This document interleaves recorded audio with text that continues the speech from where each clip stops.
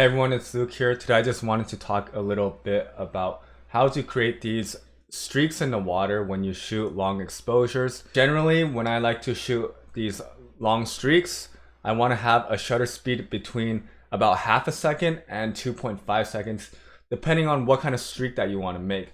So in this photo right here, this was taken at Strands Beach, and this had a shutter speed of half a second, and you can see that they create these long silky lines.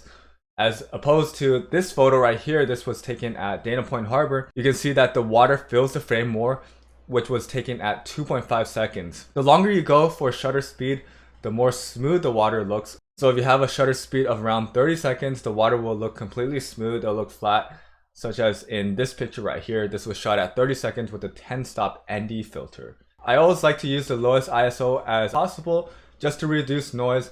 And my aperture is around 5.6 to 11 depending on what I need in focus. So in this photo right here, I tried to make sure everything was in focus, so I actually shot at f16 so I wouldn't have to focus stack later on. As for the ND filters, I like to use these two during sunset. So if you're looking to create these streaks during sunset, I recommend these two. This one is a 3-stop ND filter. This is a B&W ND filter. There's a bunch of different brands out there that make great ND filters like K&F Concept. I'll be making a complete ND filter guide very soon if you guys are interested in that. Otherwise, I use the 6-stop ND filter. I feel like this one's the most useful for landscape photography. So if you only have money for one filter, I would recommend the 6-stop ND filter. When you're actually out inside the field, you want to make sure that you take the photo when the waves are going backward towards the ocean.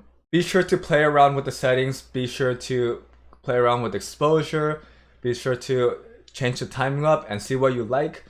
A lot of this is preferential, but to create those hard lines, that's a result of the waves coming back towards the ocean. But yeah, that's a quick video. I'm planning to make more quick tips like this, so if you liked it, please give a thumbs up. Otherwise, I'll see you guys next time.